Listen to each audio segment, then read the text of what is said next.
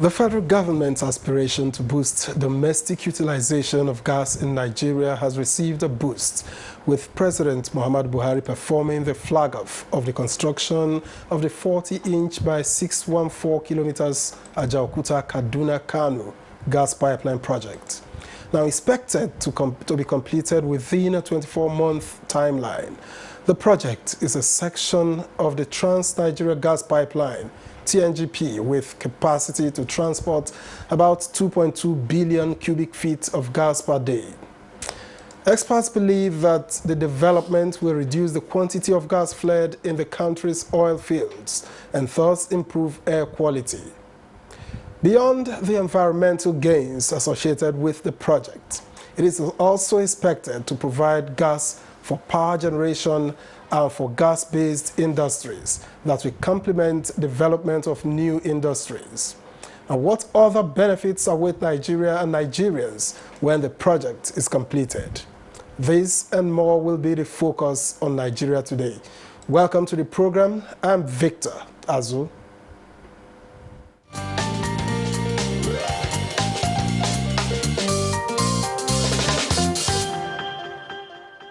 Now, joining us to shed more light on the project is Niya Kinshiju, an investment and financial analyst.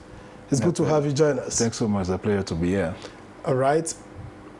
Let me begin by asking, for a simplification of it. Break this down for the layman to understand. How significant is this project? Yes, economically and environmentally significant, very, very significant. We are talking of the one about our resource base. Gas, more than crude oil, that we all know, is what you call a concentric resource of Nigeria. That is, we have more gas than any other resources yet in Nigeria. Our confirmed deposit of gas as of 2019 is established, not even estimated, at 196 trillion standard cubic feet of gas. Now, what that tells you is that we have these resources that helps at energizing industry. The power generation in Nigeria today, 70% fuel for our power generation plants, what we call the thermal plants, come from gas. Okay, now we have been flaring gas all this while because we are not using gas economically. We are not also spreading the use across our domestic homes, and our industries and our power sectors. So in essentially what we are saying is that this would add to the usage of gas. Gas is being exported. Anybody that heard about the LNG, that is export out of Nigeria. But even at that, we still have so much to be used. So this AKK, as it sounds, nice sounding, Ajaokuta, Abuja, it will pass through Abuja. This pipeline will start in Ajaokuta township, pass through Abuja, from Abuja, go on to Kaduna, from Kaduna to Kano, where it will transit then terminus in Kano. Now, what the government has done is to create what you call an economic energy-powered highway from Ajaokuta to Kano. All that line has now opened, this pipeline has now opened opportunity for plugs in. Companies that are involved in energy, those that want to generate electricity, all need to do is to plug into that line. Companies that use gas to energize their own equipment in their factory, all they need to do is to plug into that line. Now, for domestic use, you don't also need gas cylinders. But when you say plug in, at no cost? Of course, that's the economy of it. Now it's you have a line now. Rather than have gas being transported in articulated units to your company, for instance, which is at higher cost. You know, you are not even sure of the supply because of the vagaries of the road, by road transportation. Absolutely. But now it's just like you taking your pipeline from your own industry or your factory and coming to that pipeline that is coming and just plug into the major one. One, you are sure of your infrastructure, you know, and you are sure of your supply at every point in time. Now, what this does to you is you are saving so much on energy, cost of energy, you know, and or even cost of fueling your energy. And you are not only doing that, you are creating productive capacity for yourself, you know, as a company. Now, for domestic users, I heard that it is not going to be about cylinder. Gas will now be piped from that pipeline to major gas stations, and from there it will be piped into households. One, this has effects on the economy, you know, on the environment, because it means that we'll be using less of wood as fuel. Absolutely. Okay, you'll be using less of kerosene. Kerosene is going out of civilization as fuel, you know, and gas is the purest form of energy, you know, till today. It's established as the purest form of energy. And more than that, this project is going to create a lot of employment opportunities. Companies will increase capacity. I am sure the project's visionary had also looked at the power generation capacity of it, and it's even stated at 3,500 megawatts of power. All right. Now, you've gone far and wide in trying to break this down, but let's take it in bits now. What does this mean for the ordinary Nigerian in terms of benefits? Yeah. These activities that is going on is creating job opportunities. This construction is creating job opportunities. Then as they are laying, the usage of the pipelines themselves would also lead to more job opportunities. The reduction in fueling price, you know, by companies, industries, factories, and all that, will reflect both in the cost of production, you know, in returns to shareholders of that company, and of course in increased taxation, in increased revenue to the government, either at the federal level or at the state level. Okay. And don't also forget that when there is increased job opportunities, it also means that there is also increase on income tax for the states. Okay. So essentially, it is a people-oriented project. Because usage of natural gas had not become so popular in households, you know, across Nigeria, we don't know the value of natural gas. But this is opening up the whole of the north, more or less. If you are talking of a pipeline from AJAOKUTA to Kano, it means that everybody along that axis will now have opportunity to cheaper fuel, either as a consumer, as a private consumer, at a cheaper rate. Because if you are using cylinder to go and fill your gas, it is money. One, it is money to purchase your cylinder. It is money to keep going back and forth. And of course, we also know the danger inherent, you know, in filling cylinders. But now, it's just like piping water into your household. That is the new template now. With this pipeline, it's like the gas management company will just pipe, you know, your own line from the sub plants into your house, and you now know the bill you'll be paying, just like your water rate bill. Okay. You know? Now, again, the president specifically invited the private sector to participate in this, but what's in it for them? A lot, because it's a private sector that will be using the fuel for their industries and all that. And then gas has byproducts. Okay. Two major byproducts of gas, urea and I don't know, the two major are used for the production of manufacturing of fertilizer. You know, gas itself is the hub of another set of petrochemical industry. You know, so it's what you call natural compressed gas that can be used to fuel cars. You know, and in fact, that's the vision from NNPC. I've been following them, and they've been talking of natural compressed gas. Now, natural compressed gas can be used by, I mean, that's an investment waiting, you know, for private sector players, you know, to be involved in this. So you can start replacing your PMS, you know, with natural compressed gas, or even your diesel with natural compressed gas. Natural compressed gas is cheaper and is pure energy. So it has little or no effect on your vehicle machine when you use it. But then the machines you are talking about are not made for this gas you are describing. No, so they are being now adapted.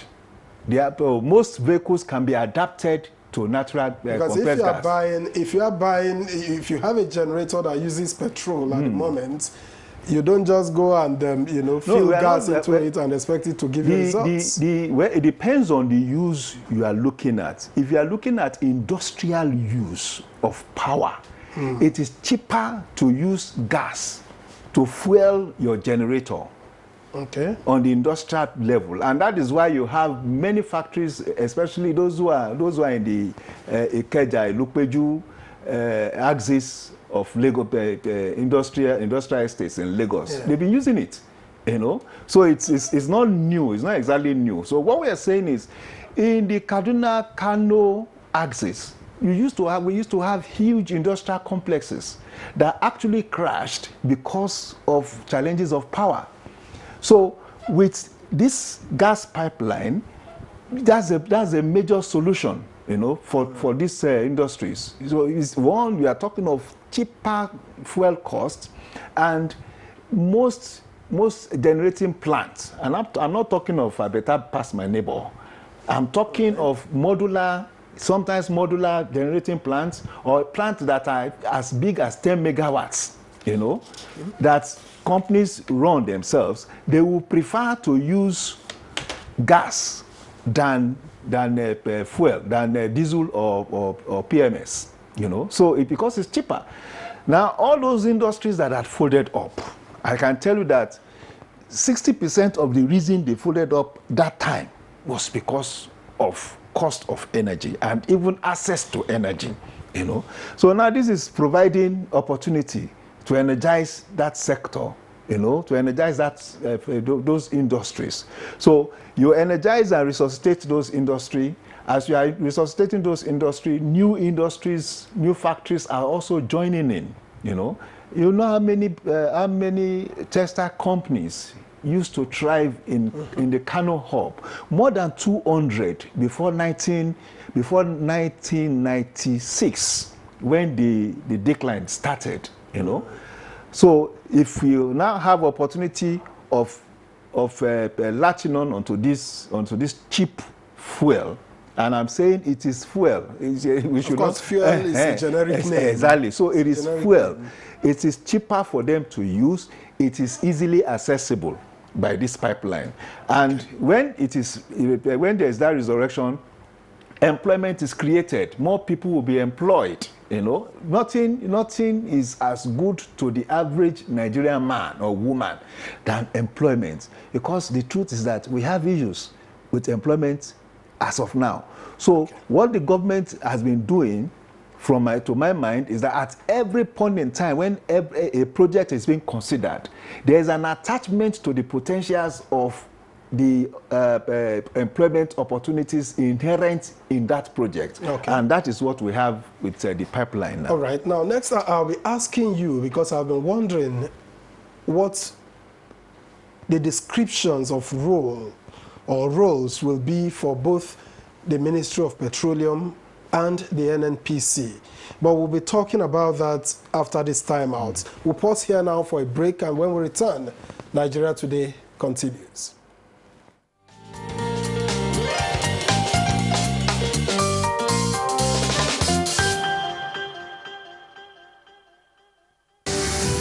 The number of the COVID-19 cases in Nigeria is increasing daily, with many more tests ongoing.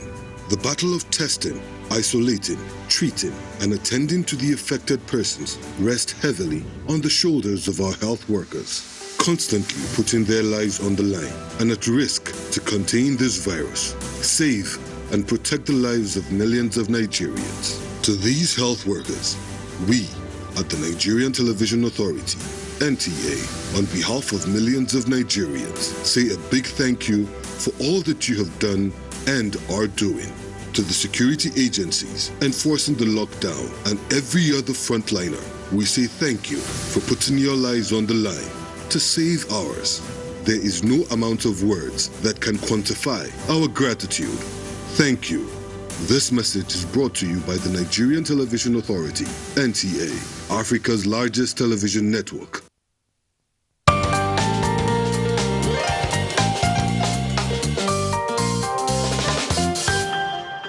Thanks for staying with us. This is Nigeria Today, and in case you've just joined us, we have been discussing the AJAOKUTA-KADUNA-KANO gas line project.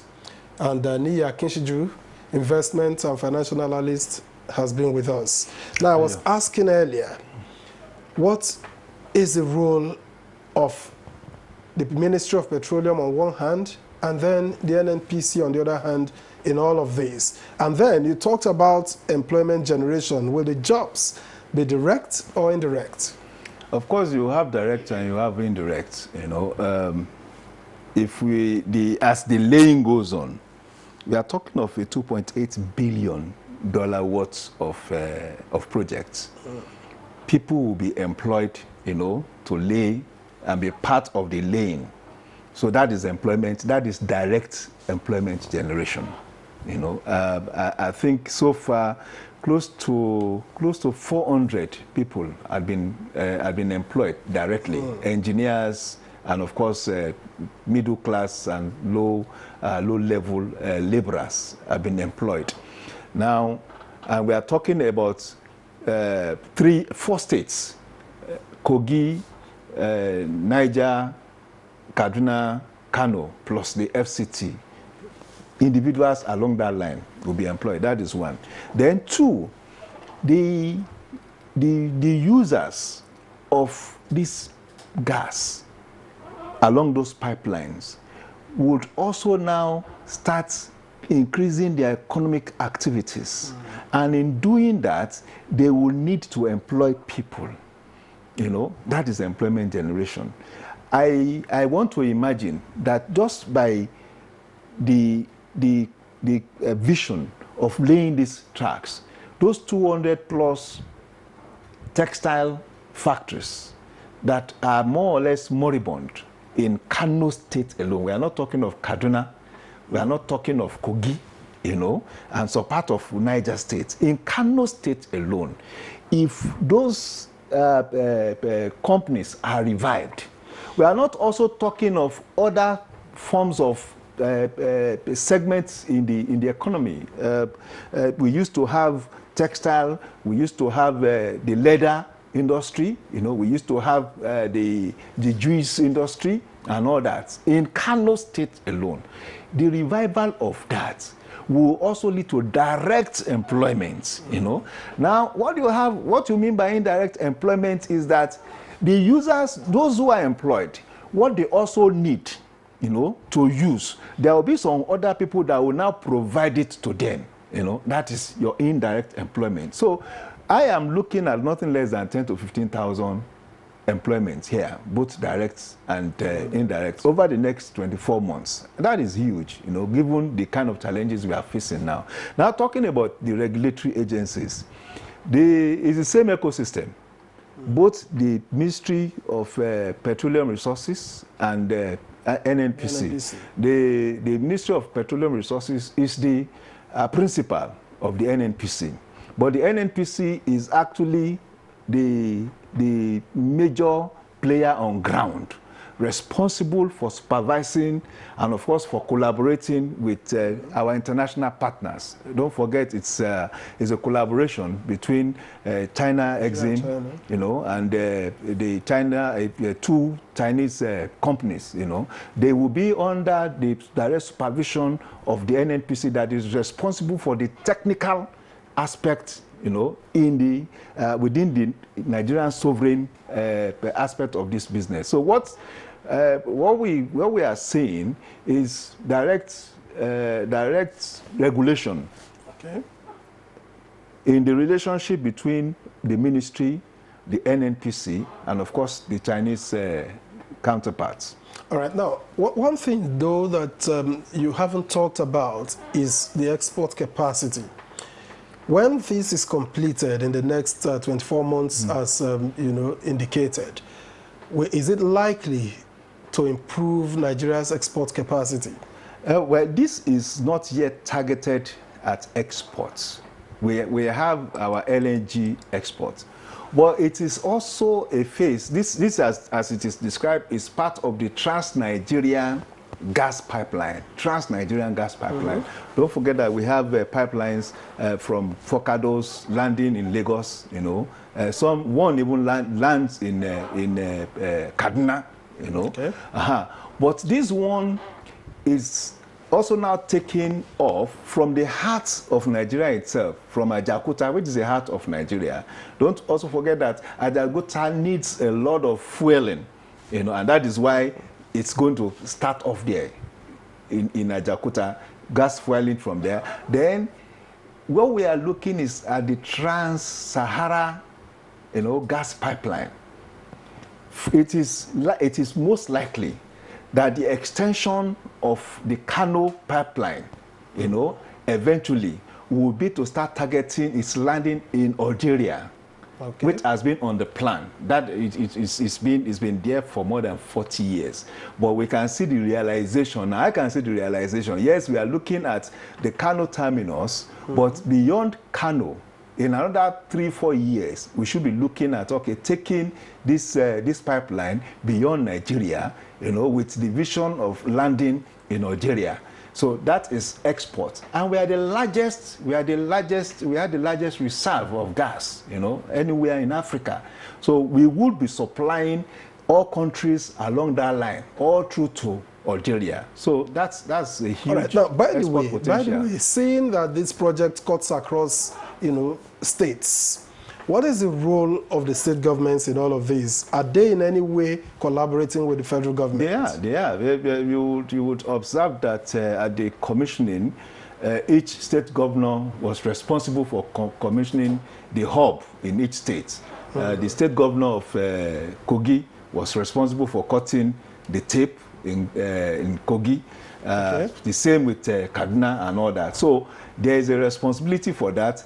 And yes, beyond what we used to have before, there is a growing agreement between the federal government and the subnational, you know, okay, of sharing resource and responsibility and, of course, returns, you know.